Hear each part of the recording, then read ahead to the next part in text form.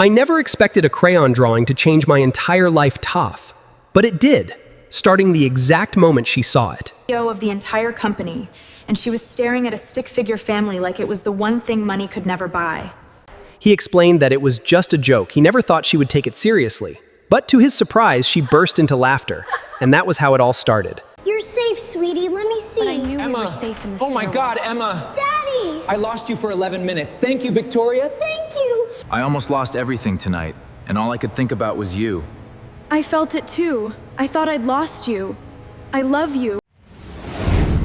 My name is Daniel Reyes, and 3 years ago I buried my wife on a Tuesday morning in the rain, then picked my daughter up from kindergarten that same afternoon because life, cruelly, does not pause for grief. If you have ever held a small hand while your own heart was breaking, you already know how this story feels before I even tell it. Stay with me until the end, because what happened between a lonely CEO and a broke single dad taught me more about family than anything I learned growing up.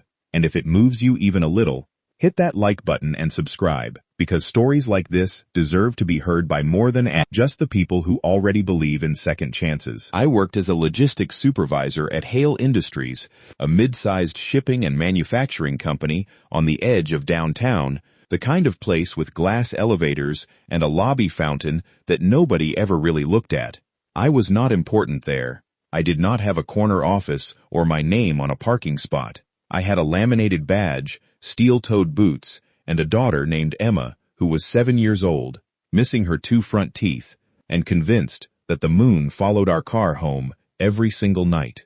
Emma was the reason I got up at 5 every morning. She was also the reason I sometimes cried in the shower where she couldn't hear me, because raising her alone felt like trying to carry the ocean in my 2 hands. The day everything changed was Bring Your Child to Work Day, an event the HR department loved and half the warehouse crew dreaded. I almost didn't bring Emma.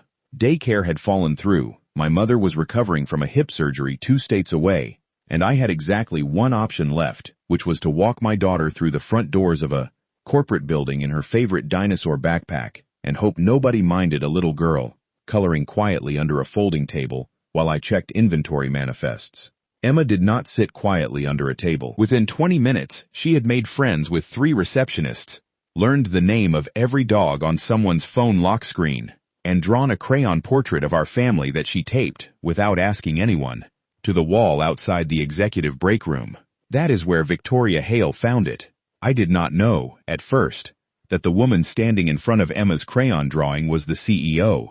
I only knew that she was tall, dressed in a charcoal blazer that looked more expensive than my car, and standing so still in front of a child's drawing that I assumed she was annoyed and about to ask someone to take it down. I hurried over, already apologizing, already reaching for the tape. She held up a hand before I could speak. "Did she draw this?" Victoria asked, and her voice was softer than I expected, almost unsure of itself, which felt strange coming from someone whose face I had seen on the company's annual report. "Yes, ma'am. I'm so sorry, she's not usually this enterprising." I peeled at the tape, but Victoria stopped me again, this time with 2 fingers gently on my wrist. "Leave it," she said. "Please." The drawing was nothing special to look at. A stick figure dad, a stick figure girl, a big yellow sun, and a small brown dog we did not actually own, but Emma insisted we would get one day. Victoria studied it the way other people study paintings in a museum, and when she finally looked away from it, there was something unguarded in her expression, something that did not match the polished, unreachable version of her that appeared in the elevator posters downstairs. "I wish I had a happy family like yours," she said quietly, almost to herself. I laughed, because I did not know what else to do with a sentence like that from a woman who owned the building we were standing in. Trust me, it's not all crayon suns and imaginary dogs. Most nights it's cereal for dinner, and me Googling how to braid hair at 11 at night.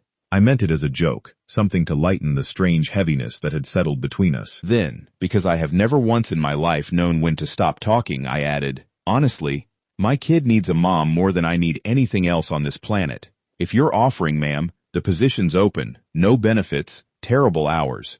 Victoria laughed, really laughed, a surprised, unguarded sound that made 2 people in the mallway turn their heads. And for a second, the CEO mask slipped completely off her face. "I'll think about it," she said, still smiling, and walked away, before I could figure out whether she was joking too. I did not think about that conversation again for the rest of the day. I had inventory sheets to finish, and a daughter to keep from stealing another cookie off the break room tray. What I did not know was that Emma had been standing 3 feet away during the entire exchange, listening the way 7-year-olds listen to everything adults think they are too small to understand.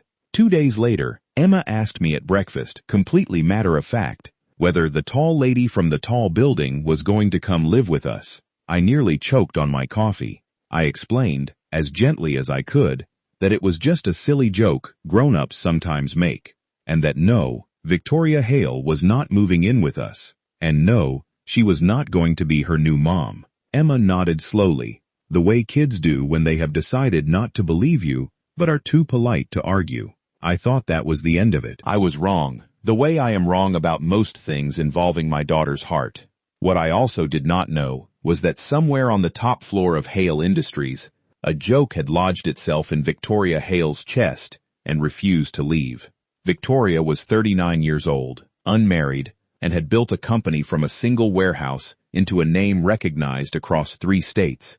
She had done all of it while going home every night to an apartment so clean and so silent that she sometimes turned on the television just to hear another human voice. Her own father had been a CEO too, a man who measured love in quarterly earnings and missed every birthday for a boardroom.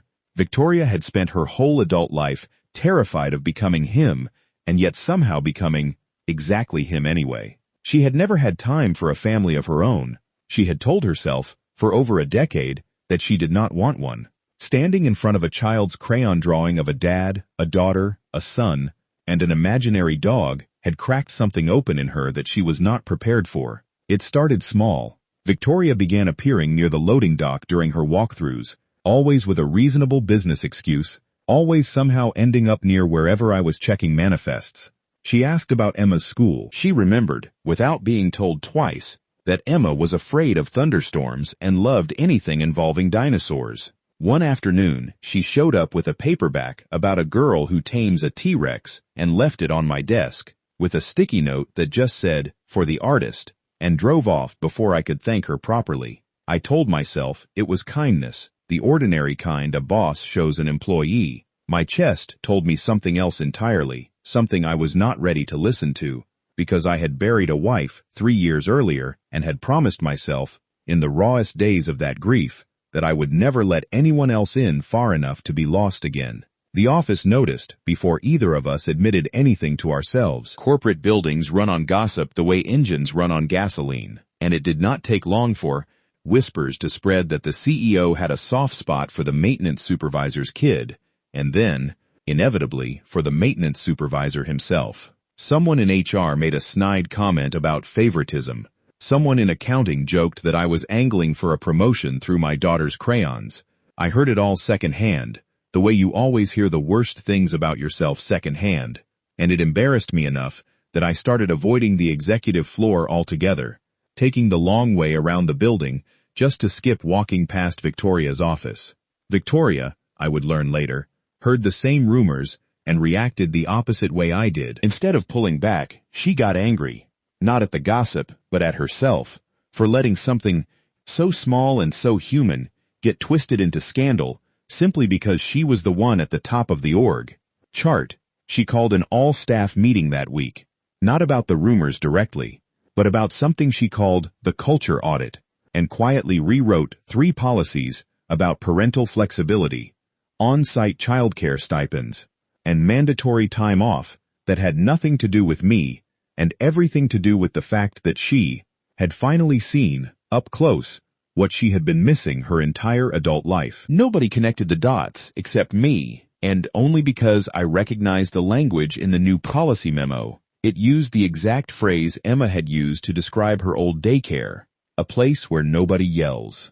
For a while, we orbited each other carefully, like 2 people who both know a fire is building and are afraid of what happens if either of them gets too close to it. Then came the night of the company's annual charity gala, the one event every year where Hale Industries opened its doors to donors, press, and, that year, because the venue fell through, the children of employees who could not afford for last-minute babysitters. Emma wore a purple dress 2 sizes too big that used to belong to her mother, and I remember thinking, watching her twirl in it under the ballroom lights, that Sarah would have loved seeing her wear it, and hated that she wasn't there to see it herself. Halfway through the evening, Emma disappeared. I do not have adequate words for the particular terror of losing a child in a crowd, that full-body drop where every second stretches into an hour. I tore through the ballroom, then the hallway, then the parking garage, my voice cracking as I called her name, imagining the very worst things a father can imagine. It was Victoria who found her first. Emma had wandered into a stairwell chasing a stray cat she'd spotted through a window, gotten a nasty scrape on her knee, trying to climb down to it, and started crying from pain and fear in equal measure. Victoria was still in her gala heels when she carried my sobbing daughter down 2 flights of 24, pressed a cocktail napkin to the cut, and sat on the cold concrete floor, rocking her until I burst through the door half out of my mind. "She's okay," Victoria said immediately, before I could even ask. Her mascara streaked from her own tears of relief. "She's okay, Daniel. I've got her. She's okay."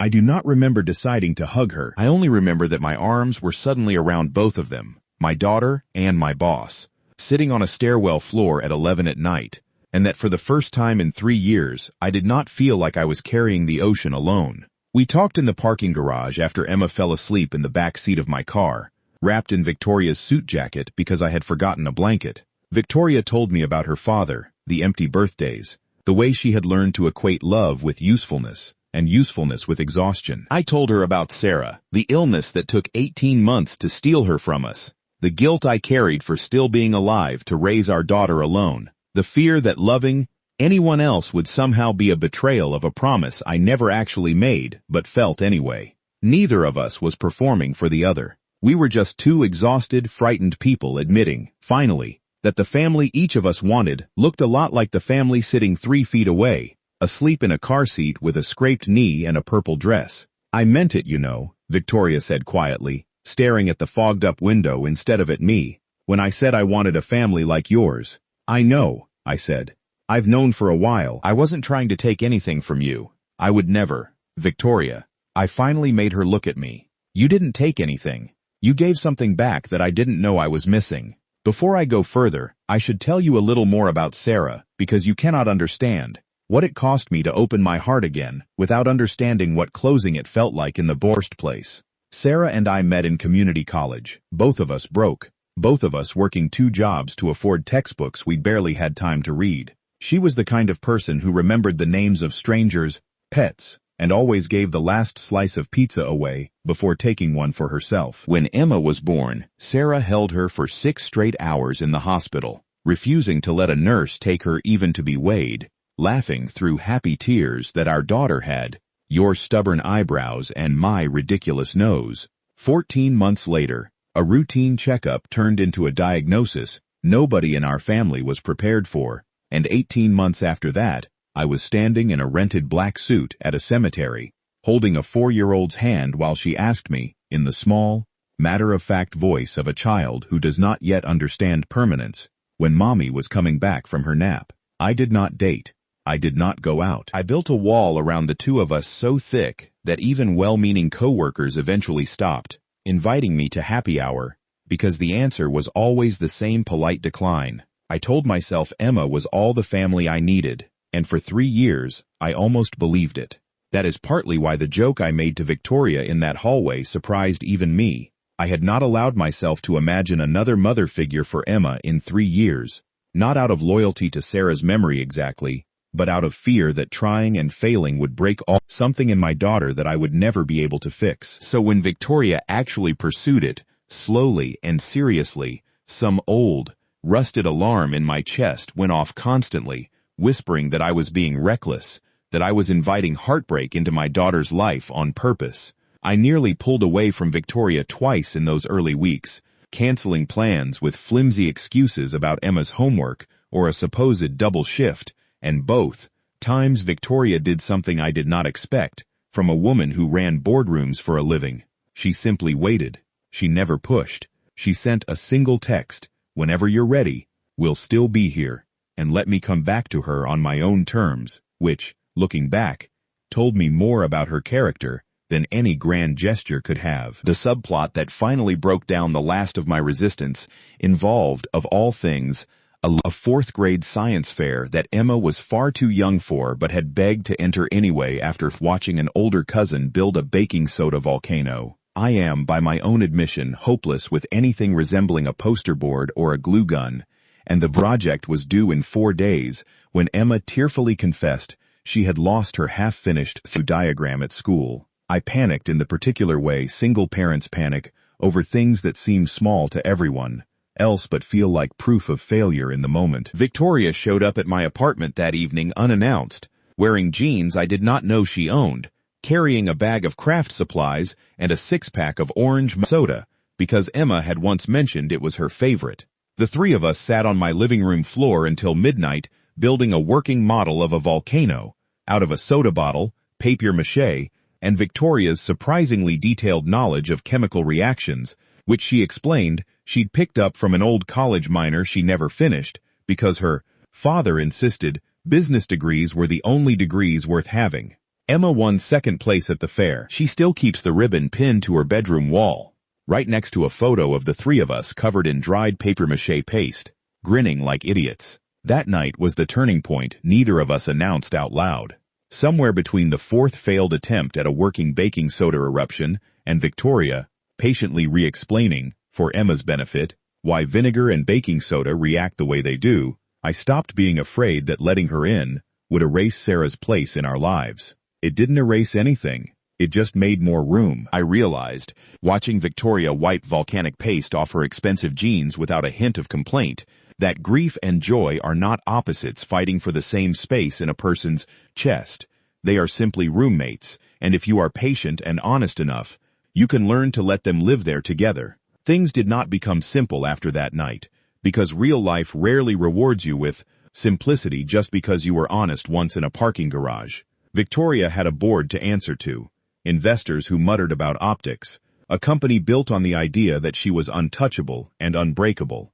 And now here she was, breakable in front of an employee with a laminated badge, and a daughter who called her the dinosaur lady. I had my own fears too, the guilt of moving forward, the terror of introducing Emma to someone who might leave, the exhausting math of whether love was worth the risk of losing again. We took it slow, deliberately, stubbornly slow, dinners that were really just Emma teaching Victoria how to properly narrate a dinosaur battle, weekends at the park where Victoria learned to push a swing at exactly the right height, quiet nights where she and I talked on the phone long after Emma had fallen asleep, neither of us in any hurry to hang up. We hit one more real obstacle before things settled into anything resembling peace, and I think it is worth telling honestly rather than skipping over, because easy stories are rarely true ones. A junior executive named Marcus, who had been quietly angling for a promotion into Victoria's inner circle for over a year, decided the rumor of a workplace romance was exactly the leverage he needed. He filed an anonymous complaint suggesting favoritism in my recent transfer request, implying that Victoria had personally intervened to fast-track a warehouse employee for reasons that had nothing to do with merit.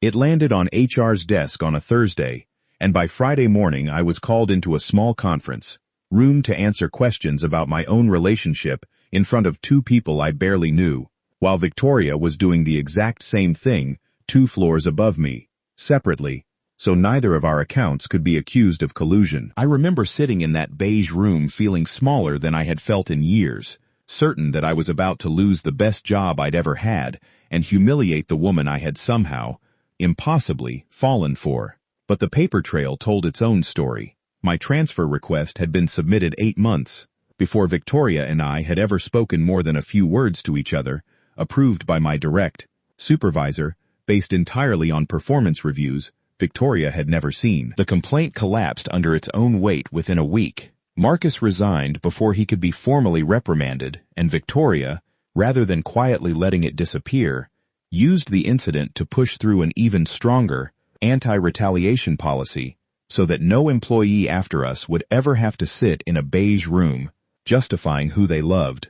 And there was a tense, uncomfortable meeting where Victoria was asked, point blank, whether her personal life was compromising her judgment. I was not in that room, but she told me every word of it afterward, sitting on my kitchen counter while Emma did homework at the table between us. She had told them the truth, that she had spent 17 years building a company by pouring every ounce of herself into it and calling that sacrifice a virtue, and that meeting a little girl's crayon drawing of a happy family had shown her, for the first time, that she had been running a marathon in the wrong direction. She told them the new parental leave policy, the childcare stipend, the culture shift toward actual work-life balance had already improved retention numbers by double digits, and that if the board wanted to argue with results, they were welcome to try. Nobody argued. Emma, for her part, never once wavered in her opinion of how things should go. On the day Victoria finally, formally, awkwardly asked me if she could take Emma and me to dinner as something more than friends, Emma cut in, before I could answer, and said, with the devastating bluntness only a 7-year-old possesses, finally, I've been waiting since the crayon picture. Victoria laughed so hard she had to sit down. I did too.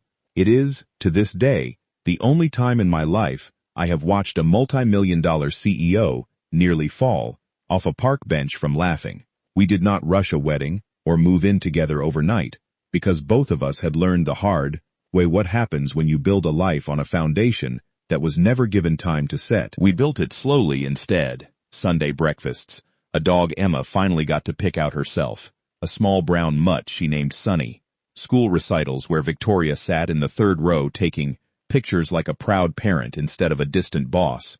And a company culture that, 2 years later, other executives were quietly studying because employee retention at Hale Industries had become something of an industry story in its own right. Victoria still ran the company. I still worked the loading dock, though eventually, at her insistence and my own hard-earned promotion, I moved into operations management, a job I had genuinely earned and never once been handed. Emma still drew crayon pictures, except now the family in them had 4 figures and a small brown dog that was no longer imaginary. Victoria's relationship with her own father shifted too, in ways none of us expected. He flew in for Emma's 8th birthday, the first family event he had attended in years that wasn't tied to a company milestone, and stood awkwardly by the cake table until Emma, without any prompting, handed him a party hat and ordered him to help her blow out candles because grandpas are supposed to help. That's the rule. I watched something in his shoulders loosen that day, the particular relief of a man being given a second chance he did not think he deserved. Victoria cried in the kitchen afterward, not from sadness, she told me, but from the strange, disorienting relief of watching her father finally learn, second-hand through a 7-year-old, the kind of presence he had never offered her directly. Families, I have learned, do not just get built forward. Sometimes they get repaired backward too, one awkward birthday candle at a time. I think about that first day often, the drawing taped crookedly to a hallway wall, the joke I made without thinking, the woman who took it seriously enough to change her own life, and, eventually, mine. People ask me sometimes if it feels strange, the distance between where we started, a CEO and a maintenance worker, a mansion and a 2-bedroom apartment with cereal for dinner. I tell them the truth. Family was never about the size of the house or the number on a paycheck. It was about who shows up on the floor of a stairwell at 11 at night with mascara running down her face, refusing to let go of a scared little girl until her father arrives. It was about who stays. If you take one thing away from our story, let it be this. The family you'd batters looking for is not always the one you're born into or the one you carefully plan for. Sometimes it is standing in a hallway, staring at a child's crayon drawing, quietly wishing for exactly what you already have the power to build. Sometimes all it takes is one honest, foolish joke and the courage of 2 broken people willing to answer it seriously. Emma has a mom now, not because a CEO issued a decree from a glass office, but because a scared little girl and a lonely woman chose each other, slowly, on purpose, one Sunday breakfast at a time. And I finally understand that grief and love were never enemies. They were just waiting for me to have room for both. Last spring, we finally got married in the same park where Victoria first learned to push Emma's swing to exactly the right height. It was small. No boardroom, no press, no glass fountain nobody looks at. Just a handful of coworkers who had watched the whole thing unfold from the sidelines. My mother finally recovered enough to fly in and cry through the entire ceremony, and Emma, now 9, serving as both flower girl and self-appointed wedding planner, insisting on a menu that included both wedding cake and dinosaur-shaped chicken nuggets, and winning that argument the way she wins most arguments in our house. Sonny wore a small bow tie that lasted approximately 4 minutes before he chewed it off. Victoria wore her mother's old earrings instead of anything new, the one piece of her own childhood she had kept, she told me, for a day she never let herself believe would come. When the officiant asked if anyone objected to the union, Emma raised her hand from the front row, just to say, loudly enough for the whole park to hear, "No objections, they took long enough already," and the entire crowd dissolved into laughter, exactly the way I imagined Sarah would have, wherever she is, laughing right along with them. Thank you for staying with us until the end. If this story reminded you that families are built, not just born, drop a comment and tell me about the person who became your family when you least expected it. And if you believe stories like ours deserve to reach more people who need a reminder that it is never too late for a second chance, like this video, subscribe to the channel, and share it with someone who needs a little hope today.